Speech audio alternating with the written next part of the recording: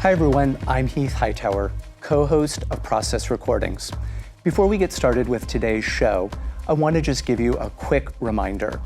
While Lisa and I hope you find our show useful, we also want you to know that it's not a substitute for therapy. If you do need a therapist, however, we do recommend that you check out the psychologytoday.com website. Also, if you need immediate support, contact 988, which is the 3-digit number to contact the National Crisis Hotline and Suicide number. Thanks for listening and watching, and enjoy the show.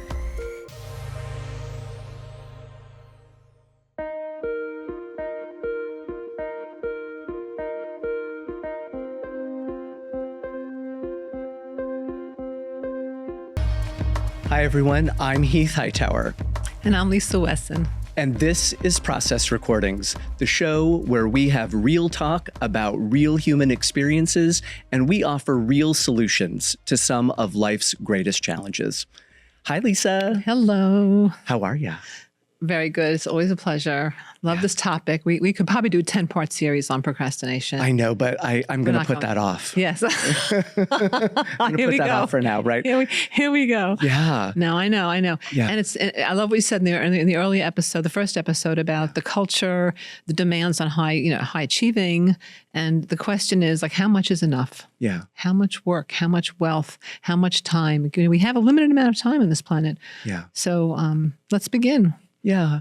Yeah. And, I think that where I'd like to begin, which is, I think, going to be a nice segue, is really starting the conversation about the how-tos and the techniques with, I think, every conversation about procrastination should start first, not with the tasks, but start with the person's values. What does the person care about? What do they value?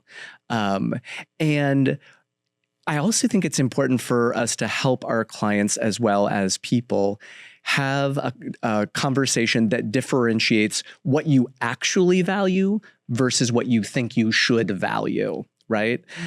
Because I think that is oftentimes what gets people messed up, is they are doing tasks that people they care about more than they themselves do, right? And so I think that where I would always want to start any strategy with somebody who is struggling with procrastination is really to first establish, what do you care about? What's important to you?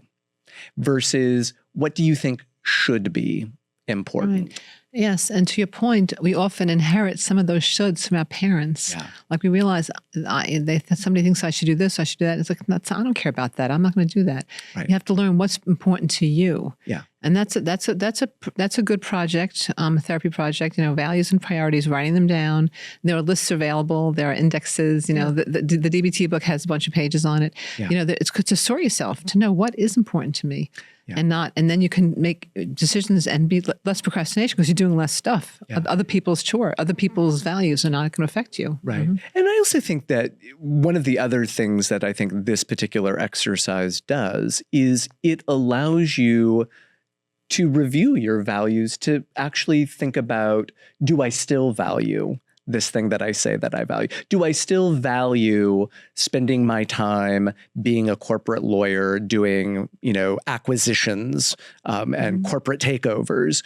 Or would I rather spend my time doing something completely different? And I actually have felt this in my own practice as a therapist.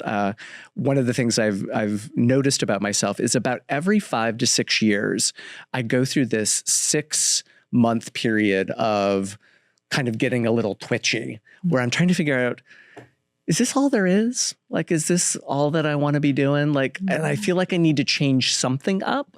And oftentimes it ends up being a very little thing. But what I have learned about myself is that if I ask the question, what do I need and want from my life right now? I don't always get an immediate answer, and that's important to know. You're not going to always get an immediate answer. But if you ask enough times, you're priming yourself to arrive at the answer. And sometimes I'll talk to friends, like, what do you value right now, Lisa? I'm kind of lost. So like, sometimes just hearing what other people value, people that I really love and care about, hearing what they value oftentimes primes me to think about what I value in that moment. So I'm a big believer in any change process really starting with value clarification. Love that. And also, like, from the ground up, I mean, I have many people who've touched my life, and one of them is this gal. Her name is Stephanie Klein, and she's been a great teacher for me. And she talks about the daily, like, writing things down in a very simple way. And something I learned from Steph is something called JBALDS, JBALDS. And what it stands for, and this is part of my weight loss process, every day, the night before, or early in the morning, I write down, J, what is my joy going to be for today? Because those of us who have eating issues, you have to diversify your sources of joy. It cannot just be that food gives you all the pleasure. You have to find ways to diversify the joy. So I write down my joy, then I write down breakfast. B is breakfast. A is activity. What am I going to work out today? Is it weightlifting? Is it yoga? And I always have a plan. Yeah. A is activity. And then J, B, A, L, lunch, dinner, and snack. And I just sketch it out. It can just be like protein, veg, 2 fruits. You know what I mean? It's not like detailed. Sometimes it is detailed. But meanwhile, that gives me that those are my values. My values are so simple now, is to be healthy and fit and fabulous. Feeling good in my body is a huge value. I will do whatever it takes to keep it. Nice. So that's a value, very low. Now, some people may say it's a low level, like, oh, well, this is not about a triple PhD here, but it's okay. It gives me great joy. Yeah. And that the JBALDS works. And for me, and maybe not for everybody, but it works for me. Well, and what I love about what you've just said is I think sometimes we overcomplicate things by thinking that values have to be these big ideals, when in fact, just feeling good in your body is perfectly, that is better. That's a big value. That is a better than good enough. I think value. So too. So I think what I love about value clarification is sometimes we're so stuck in these abstract values, like I value freedom and I value family, and all of those things are perfectly good. But sometimes it's really valuing the simple things, the everyday things that I think oftentimes can be the biggest rewards for us. Well, and that's one of the things I've learned to do, which I didn't used to do this automatically, but I've learned, like, even today, well, I had a very full day today. I won't tell you the details, but I was in Boston for a doctor's appointment. Then I had a hair appointment. Then I'm here, and in between I had appointments. So it was like a very full for Friday, because normally Fridays are quieter. But point is, I ask myself every hour of the day, what is the most valuable use of my time right now? Yeah. And this helps me sort, like, even on my phone, who do I call back? Or do I need to read an article and get back to someone, whatever it is, somebody, any time sensitive questions I can answer. I have 15 minutes free. Well, who can I call back? What can I do? Right. And there's a quote from Goethe that I love. He says to this point, just begin and the mind grows heated, continue and the task will be completed. Yeah. So nice. Just starting, and organizing yourself. So what's the best, just simple question. What's the best use of my time right now? Yeah. And just relax, and give yourself a moment to pause, and it'll bubble up. What's the best use of my time? Should I work on my taxes, or should I call so-and-so, make a doctor's appointment, whatever. Yeah. No, I love that. And to me, one of the things that starts to do, which is another thing I like to do at the beginning when we're talking about self-awareness techniques, is what is my relationship to the task? Mm-hmm. Or what is my relationship to the person who is asking me to do a task? And one of the reasons why I like that is thinking about being in relationships with tasks. So in the same way that you can be in abusive relationships with people, you can be in negative or unhealthy relationships with the tasks in your life. Absolutely. Right? And so I think clarifying the relationship and the power dynamics that are sometimes being asked in those relationships. So if my boss asks me to do something versus if my spouse asks me to do something versus if a friend asks me to do something, there are different power dynamics Absolutely. There. And so I think sometimes being clear about the relationships that are asking you to do certain things can really help you prioritize things as well. The other thing that I really loved about what you were saying about the JBALDS is this whole idea of creating a structure for yourself, a structure that exists outside of you for a while, but if you do it enough, it gets internalized as an internal structure. Right. And this becomes the habits we talked about in the pre-show meeting that I don't think willpower is sustainable. Yeah. I don't think it's possible to willfully, the ego wants to go like this. Okay, do this today. You're going to get this done. You're going to get this done. Do all this. And it's not sustainable. So another avenue I want to get into is there is a psycho-spiritual dimension to the work of procrastination. And I'm curious what you have to say about it because, you're an atheist, which is cool. Sure, yeah. I love it because atheists have solutions too, right? Yes. Spiritual solutions. I know it's very paradoxical. I love that because I work with a lot of atheists. But the thing is, for me, I have come to understand that when I speak to my wise mind or whatever my higher self is, and I say, thank you for the willingness to do whatever. Thank you for the willingness to do the laundry, or thank you for the willingness to go to the gym this morning and do the workout, whatever it is. I have learned that there's this thing, Eric Vance has an excellent book called Suggestible You, where he talks about what he calls the expectation pharmacy.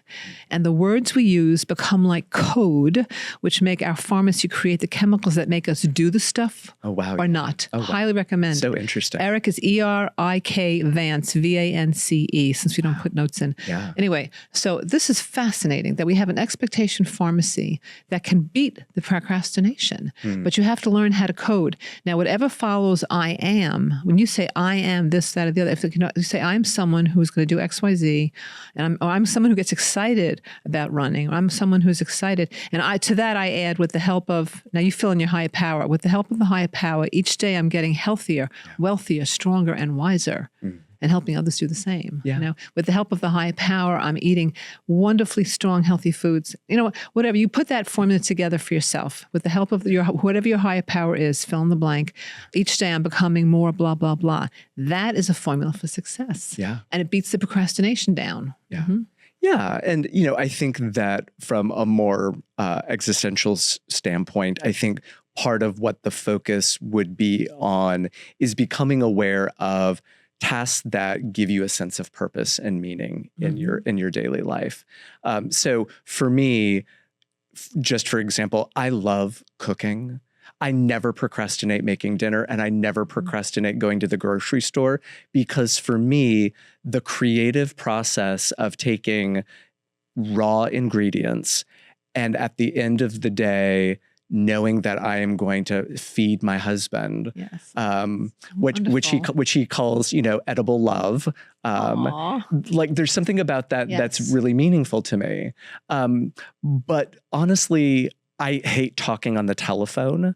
So one of my strategies is, if I have a telephone call to make, I actually write out what I'm going to say before I make the phone call, just because I hate being on the telephone. So you keep it concise. Yeah, so that I keep it concise, and that I'm always afraid that I'm not going to be clear to the person, because oftentimes I'm on the phone talking to somebody about something that I actually don't know anything about. So, for example, I know nothing about cars. And there was recently a car problem that I had, and I dread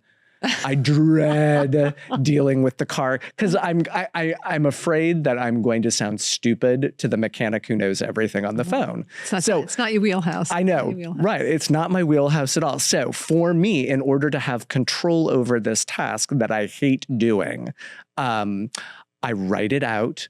I actually practice saying it out loud a couple of times so that I can hear myself actually doing it. I'm starting to embody it. Yes. And then I actually make the call first thing, like the next morning or first thing in the day, so that I'm not spending all day thinking that phone call. I got to do that phone call. I really got to do that phone call. You're doing the thing called eat the frog first. Right, exactly. Brian Tracy has a great book on eat the frog. You're eating the frog. You're getting it done right away. Get it out of the way. Yeah. And then for me, there's always a reward after. And for me, the reward isn't like money or food. It's I get to go on a walk. Yes. I get to do something pleasurable that I do enjoy. So yeah. No, I love that idea. And that's based on science, because we have that 80-20. Where's my 80-20 note? That Pareto guy. Yeah, the being the Pareto principle Pareto, is named after the Italian economist Vilfredo Pareto, specifies that 80% of consequences come from 20% of the causes. So resist the temptation to clean up small things first. Work off the 20% first. Get in the habit of working on high-value tasks first. Low-value tasks give you no satisfaction. So when you call the engineer or the car tech guy right away, that's a high value. Yeah. And it makes you get relief, and you feel makes you feel success. You build momentum too. You build momentum. Right. Doing the hard things first. For me, sometimes returning certain phone calls. Yes, I'm not going to. I don't procrastinate those, but I try to get them done before noon. I try to get all my phone calls done before noon. Nice. That's like my goal. Yeah. Because it gets late in the day, and I work like from 3 to 6:30, and then I have dinners. It gets to be too late. Right. So, but eating the frog first is a wonderful way to look at it. Don't put it off till the end of the day. And the whole day you're having anticipatory anxiety about that stupid call. Right. Exactly. And the other thing that you just said that I think is really important is knowing when you are at your best in the day is really important to task completion. Yes. So I am a morning person. Like for me, between 5 and 9 a.m. are like the most productive hours of the day. Mm-hmm. So I try to do all of my high value tasks between that time, which luckily for car mechanics, they're usually open like at 7 or 7:30 in the morning. So I can like literally get that out of the way before my next meal, which I love. Yeah. Well, that's the challenge. Some people now, I know I have several people in my life who are very nocturnal naturally. So now the thing is, if your high energy is between like 6 and midnight, you can't really make a lot of calls during that time. Usually to business people or the garages, it's hard. But it's good to know what your type of person is and to maximize the energy. So maybe if you're a nocturnal person, maybe you do your laundry at night, or you do housework, or you do taxes, or whatever. Things that are annoying, but you schedule it in to get the relief, so it doesn't hang over your head. Right. And let's talk about oscillation. So I think we both had the Pomodoro on our notes. I mean, the Pomodoro technique is basically you set a timer. The science says that most people oscillate around 20 minutes to do uninterrupted attention to a task. Set a timer for 20 minutes, and then when the bell goes off, you can take a break, a 5-10 minute break, and then you go back and you do more. So all of our phones have timers on them, or you can use a microwave, whatever, your home thing, Alexa, whatever. Anyway, and now you find out what is your best oscillation point to getting stuff done. And I know for me, like I've come to understand the truth is I actually go I have a 2-hour oscillation where I can focus for 2 hours when I'm not in deep grief or processing trauma. Right. I have a 2-hour point and then I take a nice little break and I go back and I do more. Yeah. So each of you, what do you think about the Pomodoro? Oh, I love it. And actually it made me think about when I was in graduate school getting my social work degree. I am the world's slowest reader and I am the world's slowest typist. So for me, I would read for 15 minutes, take a break. I would get up, walk around my apartment, come back for another 15 minutes, read. As soon as I noticed that my attention was wandering, I would just get up. And that's kind of how I worked in graduate school. That's how I kind of got through it all. You got through it. Was being aware of just my own rhythm. Well, it's good you bring that up because graduate school, well, not everyone's a student, but it's a good model. I know when I was in graduate school, I never got a formal ADHD diagnosis, but I know that I'm so distractible. So the way I got through graduate school is I would get I bring a big bottle, like one of these 33-ounce bottles of water, an apple and 12 almonds, and go into a study room in the basement of the library. Yep. Was it internet?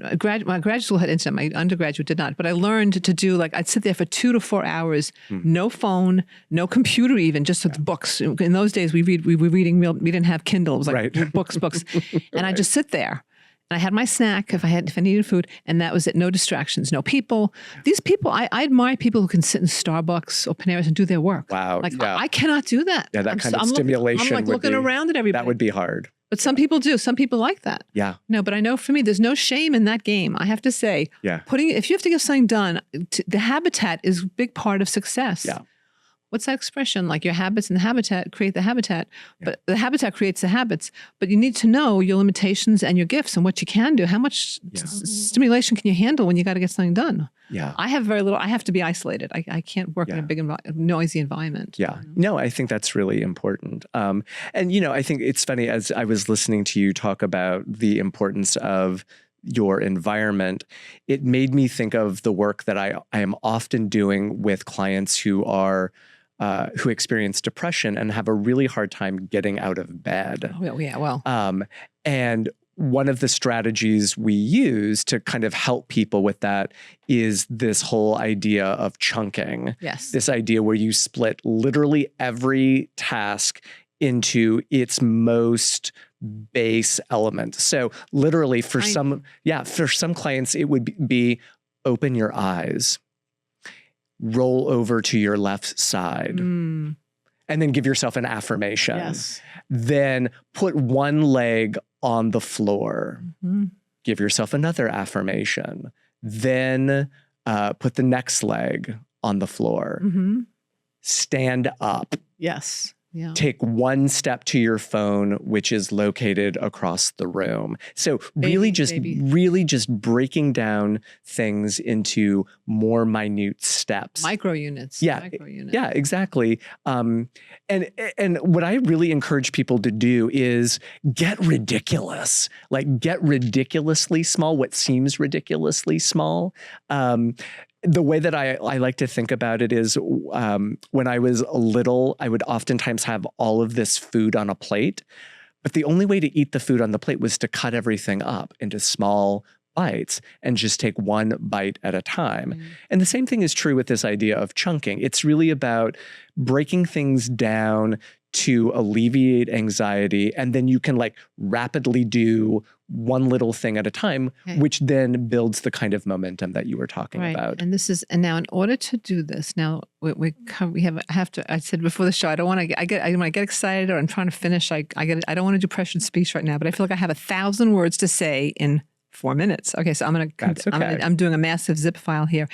One of the things I've learned about taking micro units is you have to give yourself to play a touchdown song, even, or put on something that makes you really happy because it gets the dopamine up, and then you get this positive.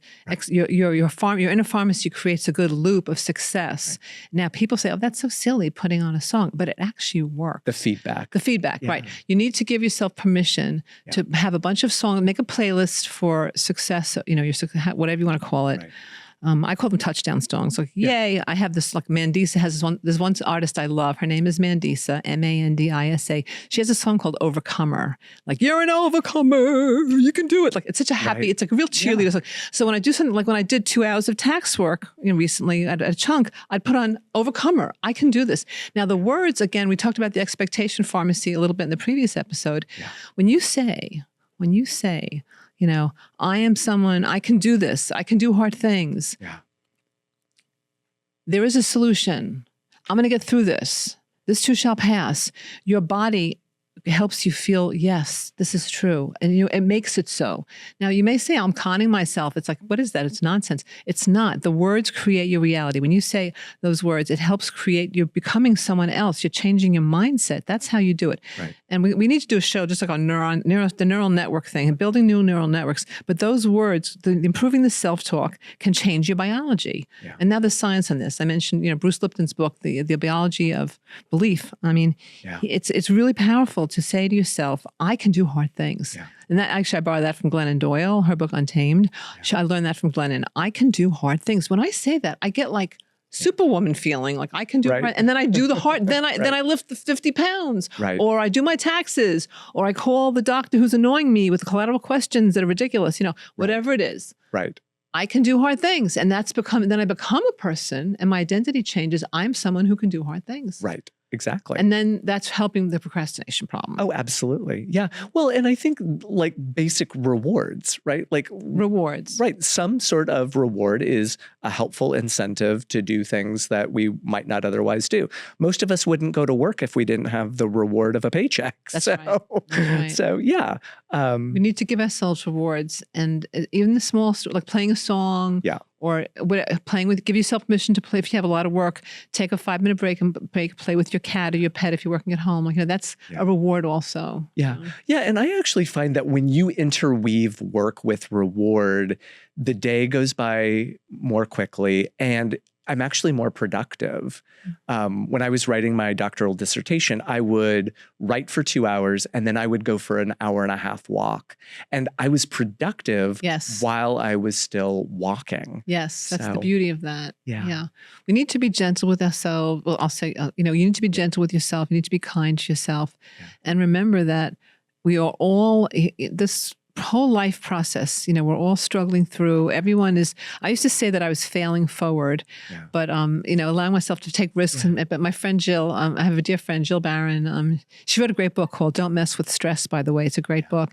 And she says, Lisa, I don't like failing forward. She says Jill says learning forward. So I'm learning forward. And I take that now from Jill, that I'm learning forward and I'm getting better.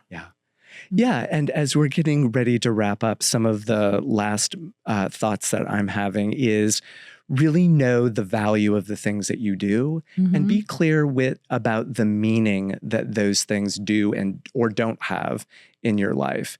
If they don't have value, think about how you can start incorporating more things in your life that do give you that sense of purpose, of meaning, of value. And I want to thank you. And to your point, I think it's really good to declutter your calendar, your mind, your heart, your soul. Get rid of the people, places, and things that don't give you joy. Or if you have people in your life, like your family, that you have to see sometimes, weigh and measure your time with them. So really get serious about, taking care of what you love, focusing on what you love. Because, when you focus on what you love, you get more of that. And, don't do stuff that you hate if you can avoid. Yeah. Your values are very important. All right. Well, here we are. I think we're almost out of time. We're out of time. Well, thank you for your wonderful share. You too. It was great to hear you. And thank you, listeners, for joining us today, and viewers for watching us on YouTube. This is Lisa Wessan, and I'm Heath Hightower. And we're here for you. And thank you so much for being part of our group. And good health is wealth. Go for it. We'll see you next time. Thanks, everybody. Process Recordings is produced by Lisa Wessan and Heath Hightower, with technical support from Chelmsford TeleMedia, the community media center of Chelmsford, Massachusetts.